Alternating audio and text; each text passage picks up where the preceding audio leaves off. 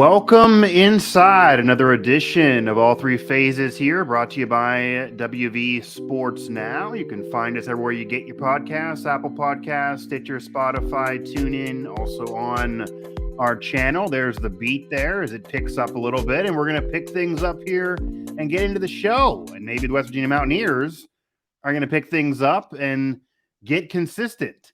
Because since our last program, since last time you joined us here on All Three Phases, it's been a roller coaster ride, and it's really been a roller coaster ride of a season. I am Mike Asti, of course, and that is West Virginia football legend Rasheed Marshall, who hasn't had to deal with as much of a roller coaster ride when he was out there on the field, maybe a little bit in the beginning, but then it certainly peaked up. We'll see where this program can go and if it can peak up. This is year 4 for Neil Brown, so some are saying that maybe you got to cut bait. A lot more goes into a decision like that, though, than I think a lot of fans realize. And then, obviously, must wins ahead because they can still make a bowl game, which the team and coaching staff, the players, are saying is still a goal. And obviously, they want to do, but little room for error as we're speaking right now because you got to get to 6 wins. Yep. They only got 3 of them as we're currently talking, and who knows what number they may have when you actually listen to this. But Rasheed, first off, because it's been a few games now since we last did one of these, it's obviously been a roller coaster ride, and that is putting it mildly. That is an understatement. You have a situation where you go from, okay, you play well against Pitt that we talked about. You don't get a win, but you cover the spread. Maybe you feel like you should have won. It's a tough place to play. It's a road game. You're feeling good. You then lose to Kansas, but then that's kind of been made to be a little better than it was. Jalen Daniels had a solid season prior to getting hurt. You did face the best of him that nobody else now has to deal with. And Kansas at one point was flirting with rankings and getting ranked, and that's certainly dissipated as well, but not the end of the world, even though you're favored to win that game. You get a big win in Blacksburg, but Virginia Tech, if you've noticed, they're not that good. They haven't been winning much since then. That doesn't look as great. You beat FCS Townsend. You're supposed to beat up on them. You do. Great. Makes me feel better about the backups in the future of the program, but not much for this year. You have the game in Texas. That just was all kinds of bad. It was, at the time, the worst of your offense. It certainly got worse against Texas Tech. But you have a big win over Baylor. You kind of feel like maybe this team's still playing for Neil Brown. I wrote about that. Kind of gets over the hiccup at Texas, and you feel really good. A lot of things went right. The defense created turnovers. It was a rocking atmosphere in Morgantown, a night game, and you know how those go at Milan Puskar Stadium. But then you got Texas Tech, and that was maybe as bad as it possibly could get. I mean, that was maybe the worst loss under Neil Brown. That was one of the worst games I've watched for the Mountaineers in a while. Just nothing was working, and they were out of it from jump street, offense, defense, all kinds of bad. And they play really well against TCU most recently. That's a top 10 team that's undefeated as we're speaking. So it's hard to be mad at losing that game, and they played really, really well. But just detailing all of that, what do you think is causing this inconsistent play and this roller coaster ride? And how do you handle that? How do you get that to stop happening? Because we have seen this team play well. If you can hang with a top 10 team in the country, there's no reason why you then should get your doors blown off against Texas Tech, that's also lost a bunch of games and had the same record as you entering the game. So how can you make some sense of that, or is there any sense to be made of that, since that clearly is a frustration for fans there, or frustration for coaching and players, but that's why we're here now at 3-5. Right. So let's start there. Anytime you're going up against a top team, keep this in mind. You're going to bring the best energy that you have. You're going to bring the best product that you have to the table for that top team. Most cases, people are going to say, okay, as you mentioned, you play a top 10 team well, you look very solid. The preparation's different. You play a team that's on your level, you tend to you sputter a little bit. It's human nature. It's a part of the game. The good teams can get over that. That's the thing about it.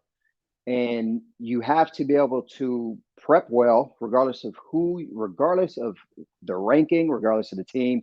You have to be able to prep well during a week. And I mean, there's just so many levels to it, you know. there's been a lot of things you can take away in terms of good, a ton of things that you can take away that's bad. Yeah. I think one thing is, not to get too far off track here, is depth. You have to understand that depth creates competition. All right. If you have guys who are comfortable in their position, okay, regardless of where they are, and they're Yeah. not being pushed, that tends to give a flat line. All right. Now, if you have a guy behind you who's nipping at your heels during the week, he's hungry, he's practicing Okay. hard, he's running in with the twos, Sure. that's going to force you to pick your game up. So, give or take, some good play, some bad play. Sometimes that can also come into play. There's a lot to break it down, Yeah. so a lot And that this goes with it. team, speaking of depth, this team has obviously, no one wants to hear this. There's no excuses are going to be really valid for this year being as bad as it's been, but a lot of injuries, a lot of Oh yeah, injuries. And CJ Donaldson, who's everyone's favorite sensation, he's out for the year. Tony terrible. Mathis, yeah, that sucks. He's a question mark. Charles Woods comes back after having a surgery middle of the season that wasn't really announced. We just figured it out because he was putting it on Instagram.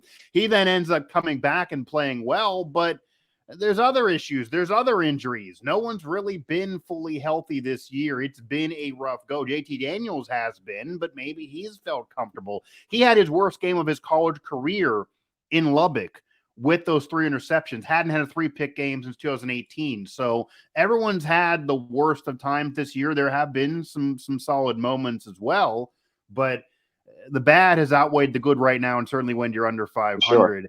And let's Now, let's let's stay here for a second. yeah, So go with ahead. JT, I can accept that. Listen, JT has showed me enough He did throughout this respond season. against TCU. He played well against TCU from the Yeah. how bad it was the week earlier. Yeah. Now that was the one game that you could truly put your finger on and say, okay, he struggled a little bit. All right. Yeah. Um, it's not like he's had multiple games that's just been absolutely terrible. So I can live with it. Listen, as a Right. quarterback, as a collegiate quarterback, you're not Yeah. being paid for this. You're going to have some ups and downs. If that Right. is the one game where he struggles, hey, listen, you take it, you Yeah. get back on track the following week, and you get back to, that same level of play that you showed early in the season and pretty much every game after. It also shouldn't be that if he has an off game that it's 48-10. Like it shouldn't be that bad. I mean, Yeah, they just were out of it right away. And Texas Tech's offense really does try to aggressively put points on the board, but Baylor did the same thing going for it on 4th downs, and West Virginia was able to beat them. So West Virginia's defense really has mostly this year let down the offense. Really, the defense has not had a good year overall, and the offense had scored some points at times. They've had bad games. That was a really, really bad game, but I want to ask you you as well, as a former player who's certainly been in all these huddles and been a leader of a team and had tons of success. You mentioned there as a collegiate quarterback. How do you prevent a situation where you're getting too down for opponents? Obviously, it's easy to get up, to play a top 10 team, to play an undefeated team, and to rebound from it being so bad the week earlier. But how do you go and say, like Iowa State, they're 3-5 like you? They beat them last year when they were ranked, but they're not good this year. They've lost 5 in a row after starting off 3-0, and those yeah, wins might have kind of been exposed at this point. How do you make sure you don't get too down? Because we talked to Neil Brown this week, and he actually admitted that there have been times this season, looking back now in retrospect, maybe he didn't know at the time, certainly the Texas Tech game, he thought there was a solid week of practice, but there also were some bad days that he kind of could feel, okay, this isn't the best day of practice, or I don't feel as comfortable going into this game. He actually admitted that now for road games, he's changing up the game plan, whatever it is, wherever the restaurant is they're going to go to, whenever they're going to get into the hotel, whenever they're going to have hmm practice, whenever they're going to have team meetings. He's changing it all up. He doesn't think that's why they lost, but he's just changing it up because if it's not working, you got to change something.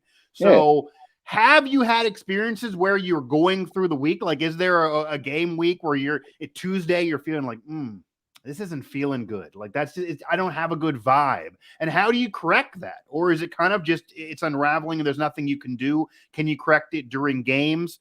What does that feel like? And what does that look like? And what is that? Because it's hard to point to for people that haven't been out there, but to hear a coach say that maybe it didn't feel good this week, you see the product on the field and it didn't look good and it wasn't good. how do you stop that when you're playing down the teams? Because it's not just Right. this year where that's been a problem. Yeah, so let's start here. Listen, it starts up top, all right? And when I say when it starts up top, that is the head coach. Yeah. A lot of people know I played under Rich, all right? Yeah. Rich brought energy, okay? So when I say it starts up top, the coach has to set the tone, okay? The players then take that energy and we're able to disperse it and we use it however we need to use it. Okay. Um, every coach is not the same, and Rich just had that it feels weird calling him Rich. I'll still call him Coach Rod, but Coach Rod had that fiery attitude that listen, he had a point to prove and we felt it and we just try to do our best to take that energy. They weren't going to let us slack. And again, every coach has a different personality. Yeah. Neil Brown and I Rich had Rodriguez, I think, are kind of polar opposite personality wise. Yeah. and I Not the wouldn't say same. polar. I've seen Okay. I've seen Coach Brown flip. I've seen him I flip have out. actually as well. Yeah, Yeah, I've seen him drop an for F sure. me like because practice was just going awry. Uh-huh. And we've seen him recently on the sidelines during these games. More animated, Yeah, more he's attitude. he's starting to flip a little bit. And even after Texas Tech, where people are talking about, do you trust the climb of Neil Brown? He basically alluded, I don't know if he's trusting these players. And he was talking about having to watch tape to see if effort's there or he's going to be benching guys. He Exactly. flipped out after even the TCU game, basically saying that if there wasn't pass interference there towards the end, he doesn't know what it is. I'm surprised he didn't get fined by the conference. So he's Yeah. kind of letting it loose a little bit now. You are seeing a little bit You more see fire a different from Neil attitude Brown. for sure. Yeah. But as players, listen, we always had a point to prove. And listen, when we stepped on that field, I'm sure Yeah. these guys are the exact same way, but something was different. Something was different. Now, Okay. we can peel the layers back. We can look at scheme. We can look at strategy. We had the right guys in place. And I think we had the biggest turnaround from 2001 to 2002, if I'm not mistaken. Coming off Yeah. of That one you were the whatever it 3-8, was, the 3-8 season. 3-8 season. Right. Exactly. So, Yeah. you have to buy in. You have to believe. So, I mean, can it be the players? Yes, it can. Can it be the scheme? Yes. But when it comes to playing up against, another opponent that is on the same level, you have to Yeah. bring that same energy, no matter what. If you're playing a top 10 or an opponent that's on an equal level, Yeah. you have to be able to learn how to channel that energy and bring it no matter what. Yeah, and we try to bring it no matter what here at All Three Phases. I'm going to segue to promote the show. All Three Phases here, of course. It is on Apple Podcast, Stitcher, Spotify, etc. here by WV Sports Now. Rasheed Marshall, Mike Asti, and we're talking some Mountaineer ball, and they haven't been bringing in enough on all three phases. There's kind of been a phase that has kind of collapsed in each one of these games, and right now, as they're speaking, they have a lot of pressure to just get a freaking win. I don't think it matters anymore how they're playing, the analysis of how they're playing. They just got to lock up a W. At this They point do. here, they really do have to get a win. And Now, look, what better week to start it? You have yeah, Iowa State. you have a This team that's this could be winnable. one in the wings. This is a beatable team, certainly. Correct. Let's not look into the future. If you can get one here at Iowa State, all right, Yeah, you're going to come back. You have Oklahoma. You have yeah, who do you have after that? yeah. Kansas State, right? Kansas State, and then we close out with Oklahoma State. Who Yeah. knows? Let's take it 1 week at a time. But it all starts this week, and you have to be able to take care of business. Yeah, Right? and of course you got to be that zoned in week to week, game to week focus. You can't be looking ahead. You can't be worrying about ahead. You do have Oklahoma State. Obviously, they're a very good team, but they've been vulnerable this year. They've had a bad loss this year, as well as getting beat up by TCU. But so they've certainly shown they can be beat. Kansas State has been very competitive with a lot of teams, beating a lot of teams, but they're not invincible by any means. And then certainly Oklahoma. West Virginia's never beat Oklahoma in the Big 12 since getting there, and Oklahoma always a top dog. But this year, they're more vulnerable than any other. Still won't be easy. You have the 2 games in a row at home after this one. Then you will close out on the road. So that'll be positive. They finally get the end of this back and forth. They get to stay home for a couple in a row. That may help them. But again, you got to get to 6 wins. You want to get in a bowl game. You certainly want to be in a bowl game, regardless of this season not going where anyone really wanted it to go, including the team and coaching staff. Now, Rasheed, I do also want to ask you about, you mentioned having played under Rich Rodriguez. And before we get back into the Iowa State game and before we get into maybe the complications, if you would remove a head coach and how that blends into recruits and what they're thinking, because we talked off air and it's been out there, a recruit told me directly that he's there for the coaching staff. So if you remove that coaching staff, what are you going to do, and how is that going to work for that recruit? Is he still going to come with this transfer portal the way it is too? You might be losing the players on this roster. And again, you maybe just have to cut bait, stand right now, there's nothing met, but there's a lot more that goes into it. But before we get to all of that, you mentioned playing under Rich Rodriguez. Now, there have been some rumors, and honestly, if I wasn't speaking to you who played under him, I probably wouldn't address this because I'm not sure they're really legitimate rumors. I don't think this is going to happen right now. But just your thoughts on Rich Rod in terms of, I don't know if you've had conversation with him or what your relationship is with him currently, but his current career, he's pretty much been floundering as an assistant, as a coordinator. He's not really picked up a major head coach job since Arizona, and that's been a while ago. He obviously had the Michigan dip, only 2.5 years there, wasn't successful, up and down at Arizona as well, and he's been kind of circulating as an assistant really since then. Number one, do you think he would ever be interested in a premier power head coaching job again? We don't know if these rumors are true. I'm not going to legitimize them. But if West Virginia would call him, do you think, just knowing him, he would be interested in talking about coming home? How do you think that would be received? Because as you know, the exit wasn't really that friendly to Rich Rodriguez. Any animosity still there from him that would cause him some pause? This is a whole different regime. How do you think that would go? The scheme that he runs with the spread that works so well with you and Pat, not really JT Daniels or even Nico, or the players that are there now don't really fit with him. And really what we do know is factual. He appeared on Pat McAfee's show last year and literally said that losing the 13-9 game wasn't part of it for him. It wasn't even so much of the rumors with Alabama the year before and then eventually going to Michigan, but that he asked for a lot more money for his assistant coaches. In fact, he put the number out there of $50,000 for his assistants. And that really is not a lot more money, just a little bit in terms of the overall spectrum of what assistants then would get paid and college football coaches those days for where the program was and how far they took the program. And the program said no. And that really was his last straw. So the pulse of Rich Rod, any conversations you've had with him, do you think he'd want to come back home to West Virginia and ever coach there again? And how would that go? Because that's already a polarizing thing when you put it out there. A lot of fans maybe don't want him again. A lot of fans would welcome him. Certainly there was success. Would he even want to do it? So, let's work backwards on this, all right? So, from my understanding, he wanted the facility upgrades, all right, because when you're a top 10, top 15 team, you have to have those facilities in place to be able to compete 100%. Against some of the top teams, all right? So you mentioned the salary increase for assistants. Now, I also want to add, not to cut you off, but they did the facility upgrade years later. Like what's there now is much nicer and different than even what was there then. So it took a while. It wasn't instantaneous. They didn't want to give the assistants money, but it is kind of ironic that a lot of what he wanted at that time did eventually occur. And we're in 2022. So it's been a while. Right.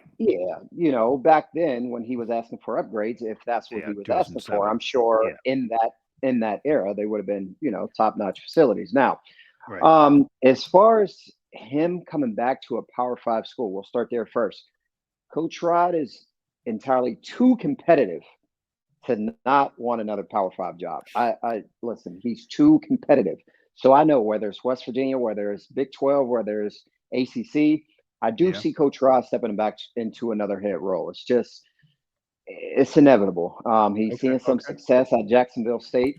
And again, he's a fiery competitor. So I think if the opportunity presents itself, he takes it. Now, if West Virginia is in the works, in the puzzles, who knows? Does it fit? I don't know. Would you like to see it happen? I would love to see it happen. I would love to see it happen because here's why. A lot of people said that, I hate Rich Rodriguez. Yeah. The day he says he's coming back, if it was to happen, I Yeah. bet he would be received with open arms. Yes, there's probably going to be some disgruntled Okay. fans, whatever, but in the end, I think you accept it. You know, I think we will get to the bottom of why he left initially, coming from the Okay. horse's mouth. So yes, I would love to see it if it was to happen. He would be my number one candidate if he was available. Yeah, and it would be hard not to have the conversation and let your mind wander. Of course, doesn't matter, necessarily what happened in the past if you think it's going to be right for the program now. However, there could be an argument that maybe his success in college football has been a while ago. Maybe there are other candidates again that are either Graham Harrell's been brought up. Some are in love with Hugh Freeze. There's Yeah, Matt Rule. There's a lot of coaches out there right. that are either building themselves up to get to a certain point that maybe it would make sense for West Virginia, that maybe have had success. If they do cut bait with Neil Brown, they got to pay a large chunk on a buyout. So it also will depend on how much money they want to spend for a head coach, whether they want to just promote somebody, whether they want to go to a young guy again, like they did with Neil Brown, whether they care about cultural fit or West Virginia or that type of connection there. There are some West Virginia natives that are out there, or they want to dip all the way back into the Rich Rod well. So you just don't know. I do Yeah, think that obviously the success that he had needs to be appreciated, regardless of whether he coaches again or not. It was the most successful period, really, from you to the end of Pat in the program's history right. overall. And obviously, Don Nalen had tons of success, but that stretch is hard to compare again. So I do Yep. think some fans do carry more hate than is necessary or warranted against Rich Rod, especially when we've learned more things about why maybe he did choose to leave with the not For sure. getting the money for the assistants, etc. Anything that you've learned or any conversations you've had with him that made you reevaluate any thoughts about his exit? Because Pat and other players have also made at the time that when he chose to leave, they were a little bit in their feelings. They weren't thrilled with that How could decision. you And then not be? Right. How could right. you And not and be? then and then they learned a little bit more that maybe makes it make more sense. Like, okay, Eureka, you're not getting money for assistance. You're seeing all these built for winning baseball. I could see being a little bit perturbed and get a little annoyed and then choose to leave. It's also premier jobs when we're talking about Bama, who flirted with him the year before, and then Michigan, where he eventually chose to leave for. So I get all of that. It may be, everyone's an adult now. They've grown up. I mean, I don't know. You already were gone from the program, but has your opinion of that changed at all? Have there been any conversations that you've had at all with him or anybody else that you learned something new? What were your thoughts when you heard that initially about the assistants, and then even the pulse of? I love to dip into your former player group chat. How do you think that would be? Because it is really a polarizing topic amongst former players, media, or fans. Obviously, success was there. It wasn't great at the end in terms of how that situation went down from any of those sides. We've learned a lot more now. Everyone's grown up and matured a lot more now. As a college student, then pretty young. I'm an adult now with a baby. You're going to think about things differently. But how has the journey been for you? Yeah, no doubt. So to the players in that era, all right? That's what we know. That's what we Yeah, remember. That's what we're familiar with. So why would we not want to see Coach Rod come back? All right.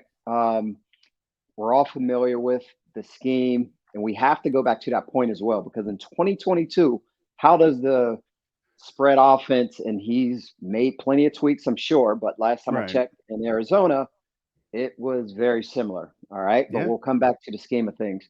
Um, I would love to see him back. I mean, I really would. And again, it's because, yes, I do have bias. I played under him, I dealt with him every single day. right. So I know how he thinks. I know the competitive nature that he has. I know how much winning is important to him. It's everything. But more importantly, just developing young men into grown men. I mean, Yeah. that's the thing. He wanted to do his best to have you flourish on the field, grow you as a football player, grow you as a young man. But yeah, the scheme is what we're not talking about. Right. How would And that play in today's college for football? How sure. would that work now? Even how, you mentioned how much of a hard-nosed guy that he was back then. Today's player, unfortunately, today's athlete, maybe, it might even be an annoyance to you, not necessarily the same as the mentality maybe you had then. I mean, this is a social media era. NIL deals are out there. Rodney Gallagher, a top commit for West Virginia. Same with Jaheim White, who are the guys I mentioned that maybe you got to Yep. make sure you're keeping no matter what you're doing with the coaching staff. But they're out there promoting their brands on social media. They're going to be very vocal as well. They may think that their clout is maybe bigger than a head coach, certainly an older coach that they may think is from the past. They were young kids. They probably have, I don't know if they have any idea of really what went on at that point, or as a familiar, they got to watch some YouTube clips of you and Pat White and you guys doing it. But they certainly didn't grow up during that era. They were a baby, or Yeah. certainly a young kid at that point, as insane as that is to say. So how do you think Rich Rod, number one, how would his system work today with the spread? And the number two, how do you think his personality would work with today's athlete? Because, like it or not, that is part of it. And I could see an argument that the Rich Rod, my way or the highway thing maybe wouldn't work as well with the transfer portal. Because a player could say, once I'm to a certain level of quality, if you're not going to talk to me nicer, I'm going to jump in the portal and leave out of here. I mean, that Right. exists now that didn't exist then, It where you'd does. have to sit out and it'd be such more of a pain.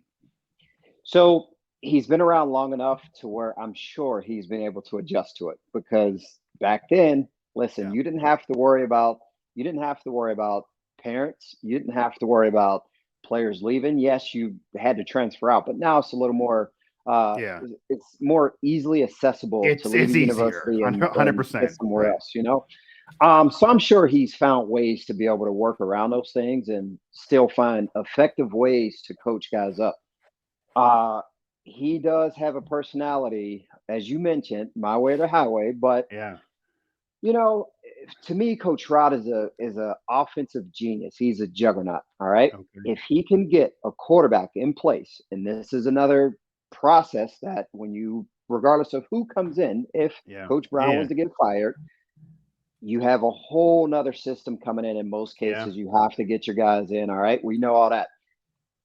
Specifically speaking about Coach Rod, if he gets a quarterback, if he gets a decent running back and just one receiver who can run, catch the ball, put some vertical pressure on the safeties and run a couple reverses, he's gonna make it happen. I He got to promise have you. the guy that Defensively, fits. He got to have the right guy that fits him. I mean, yeah. we can go down a whole can of worms that he said too, that he thought that at Michigan he was getting Terrell Pryor, who would have fit what he wanted to do. Don't get the QB that fits what you want to do, that you think you're recruiting for years, because he was also maybe potentially a chance to go to West Virginia at that point as well. Doesn't happen. Goes to Ohio State. So you don't get your guy, and then you're spending time trying to get a guy that you didn't really think was going to be there, maybe didn't really want, and doesn't fit what you're trying to do, and then that doesn't work out. But if you get your guy, if he can find the next Rasheed Marshall or Pat White, then yeah, that could really work. Rasheed Marshall here, Mike Asti here. It is All Three Phases, presented by WV Sports Now. Subscribe, download anywhere you get your podcasts.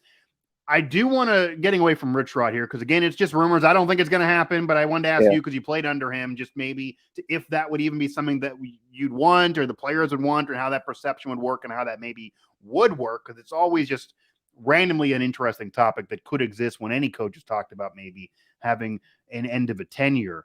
But the other end of this, because you talk with a lot of young athletes today as well.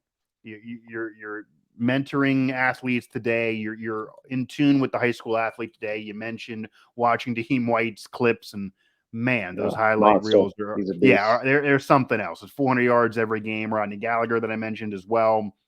Sean Boyle is their quarterback commit from this upcoming class. They obviously have Nico currently there. The portal's open for him if he would want to bounce. That does add complications to this, but he's been a top recruit that came aboard with Neil Brown. He's fine to sit under JT Daniels. He's looked really good when I've seen play another year. He could give you one more year because of COVID and all the injuries. So you could see one more JT, which would be maybe a positive or maybe not, depending on the situation that'll be there. Will Crowder, etc., are certainly there in the It would be fold. a So good the thing for QB sure. position could be bright, but he could come back one more year for JT. But just basically, what I do want to ask you and what I want to get to now is what all goes in to a changing of the guard, I guess, in college football. How complicated is this process? Meaning, what decision is the university really making right now that if they would choose to pay this high buyout and fire a coach, even though it's year 4 and it's been a roller coaster ride and it's not been successful enough and they're dipping back and maybe they got to set a standard and say we got to at least make bowl games and we're not getting in now and we got to do something else. We got to go another direction. But if they make that decision, what all are they discussing? Because what else exists in terms of the impact it could have on upcoming recruiting classes that are good, that are top 30, 35 recruiting classes, wherever they're going to land. Some have them at 27. They got good recruiting classes coming in. They got solid players there that are young players now. I mentioned the QBs. CJ Donaldson, he's going to get healthy. He's only a freshman. That could be there for years to come. That you want to make sure you keep in the fold for the next era of Mountaineer football. So what all goes into it? What risk are you actually undertaking of losing the current players now at the transfer portal? What risk goes into the recruiting classes for the next 2, 3, 4 years? We see the program's throwing offers out there for class of 2025 players. How much of those are in jeopardy if you would fire a coaching staff? If you're a young player and the young players that you're talking to, why are they choosing to come to a program? Do they want to be there for the coaching staff? Do they want to be there for the university? Do they want to be there for the campus, for the system? What do you think maybe is getting them there and what all goes into it? Because a lot more goes into a decision than just removing that coach. This isn't the NFL. This is college sports. A lot more that goes into it. Yeah. So with a lot of these recruits, I can easily say it is the relationship with the coaches. It's the scheme. Now, you get rid of a coach, you better hope the new guy coming in has some similar scheme offensively and defensively to have some carryover. All right. Because if it's night and day, get ready to hit the reset button on that clock because you know what you're going to hear. I need 2 years. I need 3 years to get my guys in, develop them, and then you'll see my final product. All right. Yeah. So that's the one thing. You always hope that there's some similarities between scheme. And we always talk about dynamic recruiters. Each university is going to get top-notch guys. All right. That's going to happen. In my opinion, it's not about getting the top recruits. It's how you develop them. And I hate to keep bringing up Coach Rod, but he did a lot with a little. And what I mean by that, we didn't have a ton in my era, Pat's era, Jared's era. There wasn't a ton of top recruits. I mean, yes, you have Noel Devine, who had a ton of offers from everywhere. And I had my fair share of offers. Pat had his fair share of offers, but these weren't. But not everyone wanted Pat to play quarterback. I mean, there were some that wanted Pat to play on defense in the secondary at corner. So, Rich Rod saw something in him at QB. Yeah. Yes, it's about how you develop your talent. Again, I think there's going to be enough recruiting skills amongst the coaches to be able to get the guys on campus. It's how you develop them. And again, for me, what I see when I look back and how everything was able to develop for us, Coach Rod had a knack for being able to get guys in the right place, develop them, and just let them flourish. I mean, we had safeties who were 190 pounds, 195 pounds. Would they play at any other school? In most cases, probably not. But they found a home at WVU. They found a way to make plays, and they flourished in that system. So, you bring a new coach in. I'm tired of hearing about dynamic recruiters. How do you develop them once they're there? And that's all that matters to me. You get guys in the right position, find a place for them, whether they were there in the beginning or you convert them to a new position, develop them, find playmakers, and you win games. That's it. Simple. Yeah. And the one at least in my eyes, anyway. It's simple, I mean, no, that's definitely part of it. So it's a myriad. I would say to be a successful college coach these days, number one, you got to build the relationships. You got to make sure you're in tune with today's player. You got to be able to do the X's and O's. You got to be able to coach in game, some adjustments in game. If you are where some people do try to criticize Neil Brown. You certainly got to be able to recruit. It is 100% about recruiting. It's not as easy to recruit at West Virginia as it would be at Alabama right now. Nick Saban walks into a school and or into a house and says, "I got all these rings. If you don't want to come, no big deal. I'll get somebody." percentage of West Virginia, and you see these 4-star kids that they're sending these offers to. They're not just getting an offer from West Virginia if they're a 4-star kid. You got offers from half of the Big Ten and SEC, the Big 12 and ACC as well. Yeah. So they're competing with the country, and they're competing with the region as well. So yeah, it's very, very difficult to coach these days. It does take a few years to get your system in place. You could argue that Neil Brown maybe now is just hitting his recruits, and it took him a couple years as well. And that's why some kind of gave him a break his first year or so. But now we're in year 4. Next year will be year 5. And the breaks from the fans, from the media, from the alums, maybe the university, it's not going to be, as loose, not going to be as prevalent. They're getting a little tighter, getting a little frustrated. So we'll see kind of where that goes. You have to have a little bit of luck as well. And a lot of close games. They've been losing a lot of close games too. They go the other way. This program's in a whole different spot. Without a doubt. Now let's start at the quarterback position, because West Virginia has been very fortunate to get some good transfers in here. We had Clint Trickett. All right. Yeah. We had Will Greer. Yeah. JT now. So 100%. we've had some good transfers at the quarterback position. It does take a little bit of luck to get that chemistry right where we need it. I can't forget about Skylar Howard as well, who transferred in from a JUCO. But it takes a lot, and it takes a little bit of luck, and you have to be able to find that right strategy and chemistry. I don't think you need the top guys at every single position to truly be successful.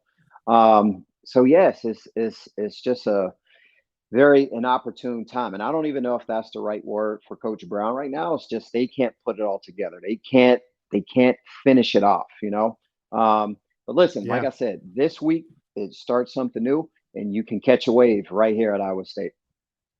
Yeah. And obviously it's all that matters right now, but obviously as much as these games have been close, as great as the recruiting class is, that it is coming up, a lot of people don't want to hear that. We just keep losing games. So we get all of that too, from the fan perspective. And I see Neil Brown every week. That man's more frustrated than anybody else, I'll tell you. So obviously, sure. I mean, I'm sure there was a lot more confidence in what the season was going to be, even if maybe I didn't think it was going to be as wild as some fans did. But the program, they thought they were going to win, much more than they are winning now. So the frustration certainly there. Rasheed Marshall, Mike Asti.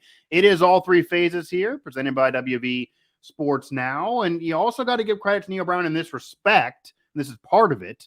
So to be fair here, the wins haven't been there. The big wins haven't been there. It's been inconsistent, in the record's a losing record in 4 years.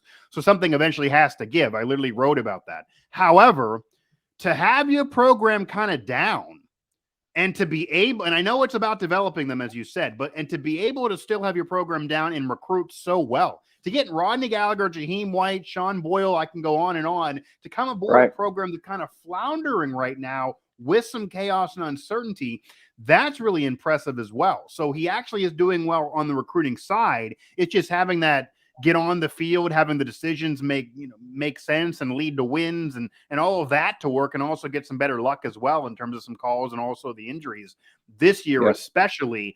But that also is very, very part of it as well. I do want to ask you here, before we just get maybe your prediction here for this game coming up and round things out. We're talking a lot about, if you do fire a coach, the complications of that. And if the system is different, if Rodney Gallagher, who clearly loves West Virginia, it's all over his Twitter page, but if you do fire Neil Brown and he's in one particular system and he feels comfortable with what Graham Harrell and Neil Brown are doing, because Graham Harrell's only been there this year, but they're certainly talking this year, and it's a part of that. And then in something totally different, and he's not as comfortable, he may have to leave just because he's not going to perform as well in a system that isn't catered to him. It's not a personal thing against West Virginia, but the system is very much a part of it for these players that just want to better their game more so than any relationship to a university that they may not have had, that fans certainly have. So what I do want to ask, if you do remove a coach,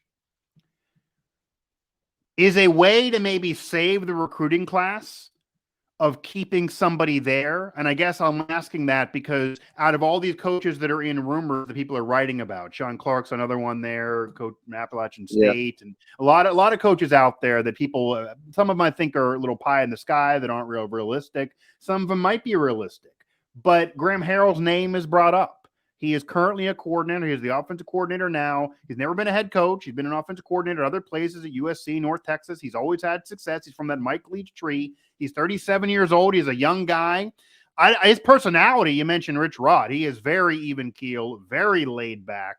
Nothing bothers him. He's smiling everywhere he goes. I don't know how that would be received or how that would work as a head coach, but obviously his team score points. He runs more than just an air raid. He runs a very balanced offense, always has throughout his career. If, say, he is kept or if, say, he is given the job, could that be a way to save the recruiting classes? And what would that mean? Like, for example, if you have recruits and commits that love Neil Brown and are there for the coaching staff, could having Graham Harrell still in place be enough to save them, even if you're losing Neil Brown? Because Graham Harrell is the one who's really implementing the offensive system. Okay, so again, let's go back. All right. Coach Nealon gets fired. Rich Rodriguez is hired. Who does Rich Rodriguez keep from the previous staff of Don Nealon? Bill Stewart. All right. Right. So you have it. You have it. All right. One of the most veteran senior coaches amongst that staff. Now, a lot of those coaches on that staff, they were, I don't want to take anything away from them. They all had veteran, senior status. They've been there for a long time. But Coach Stu, I think, was the one guy who could kind of bridge the gap between. Players liked him, 100%. I know that. Loved him. Yeah. Great motivator. A lot of respect. He respected you. And so he was the one coach, in my opinion, who could truly bridge the gap between the old school guys who were still, being kept from the previous roster, who may have had a year or two left, versus the newer guys coming in. He had that knack for being able to communicate and bridge the gap there.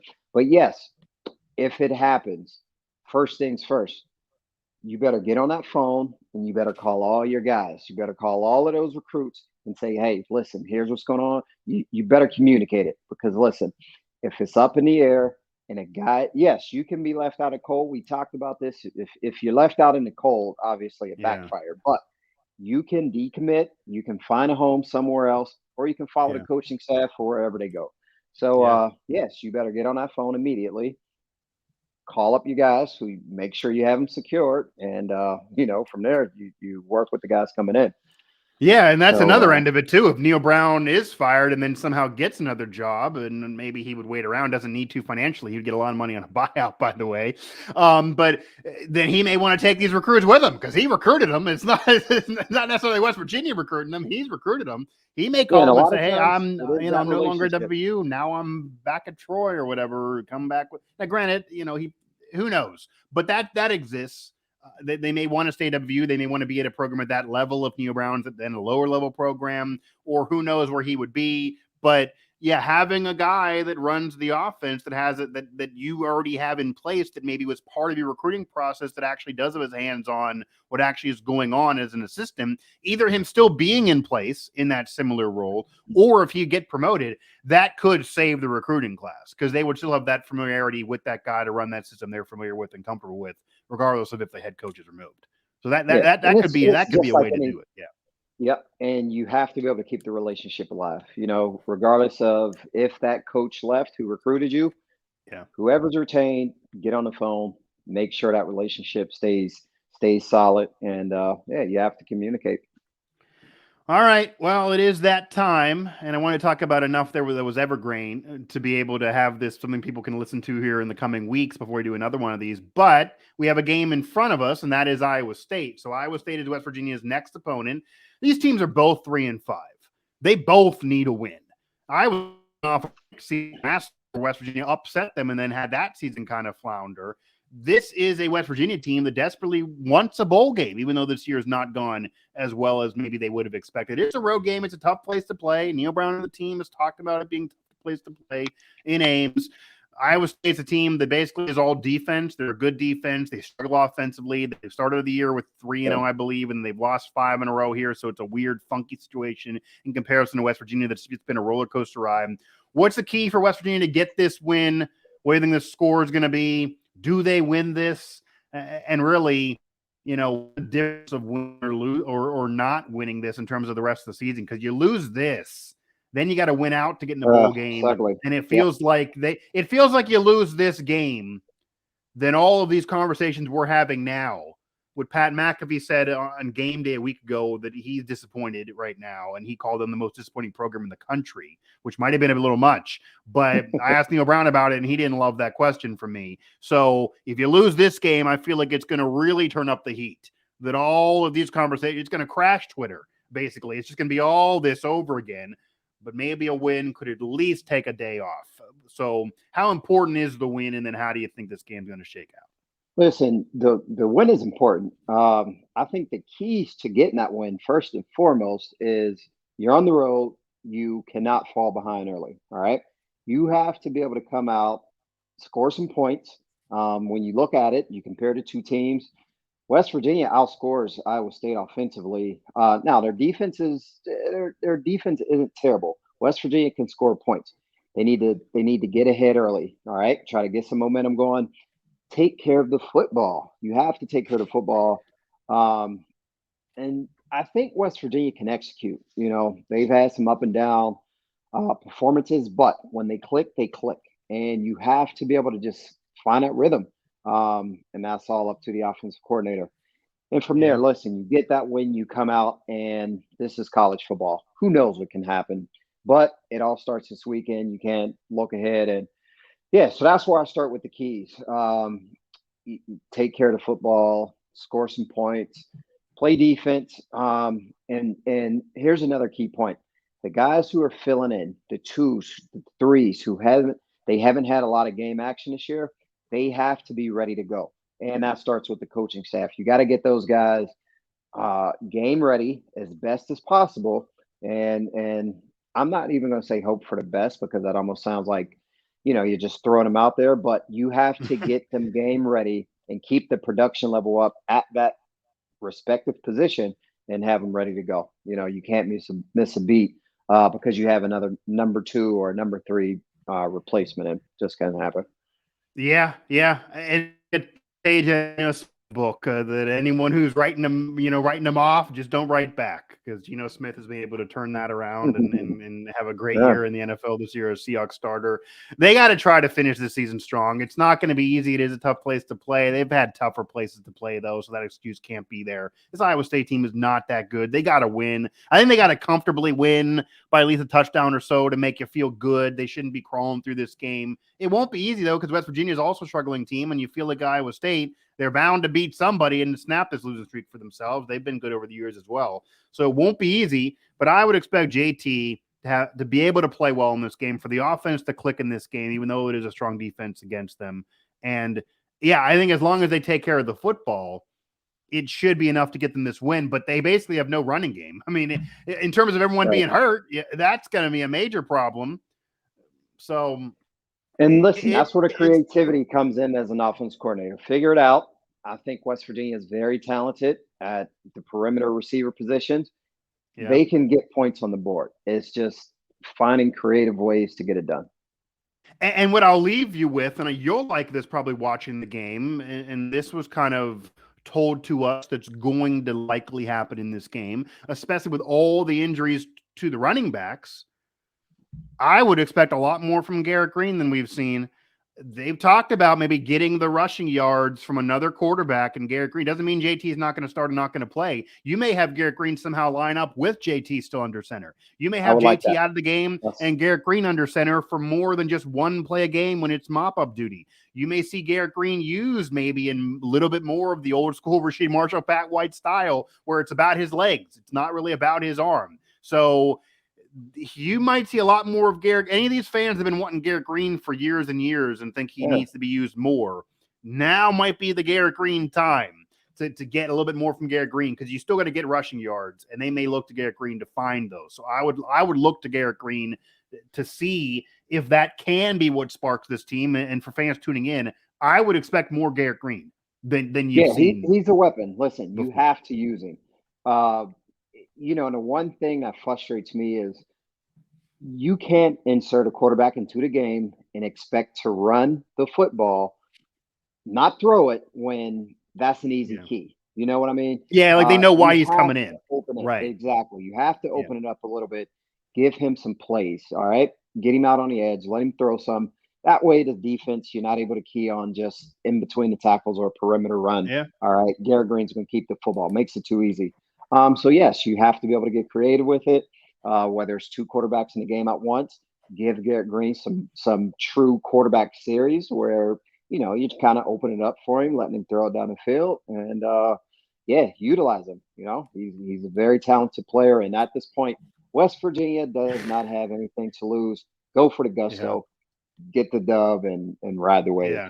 100%. It's all about getting the win for West Virginia. They desperately need to win, and they basically are forced into kind of using Garrett Green, but maybe it'll work out because, he's a talented football player, and he is still a quarterback and not a running back, but they got to find these rushing yards somewhere, and he's a fast guy out there, and, maybe giving him more than one play a game, making it so obvious to the defenses, having him in there with JT.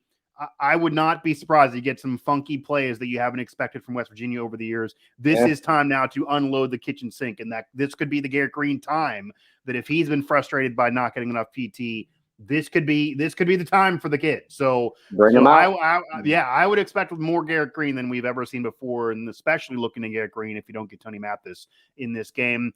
Rasheed, always great to be talking with you, man. Rasheed Marshall Mike, there, West Virginia football legend that he is. I'm sure he's frustrated. The fans are frustrated. The team and coaches are frustrated. But all you can do is try to get that next win. And maybe if the season can end in a bowl victory, it can calm some things down because that buyout still looms. That recruiting class still looms. I'm still skeptical any decision of changing the coaches is going to happen. If I had to predict, I would still say Brown's back. So that'll be how you make things feel better is ending this season strong. You can't change the past. But that'll do it for this edition of All Three Phases. Again, find us on Apple Podcasts, Stitcher, Spotify, TuneIn, etc. Subscribe, download. Do it here on the YouTube channel as well. And also find all of my coverage and the team's coverage at WV Sports Now. All right, Rasheed, have a good night, man. Definitely appreciate the time. Good talking to you, man. Absolutely.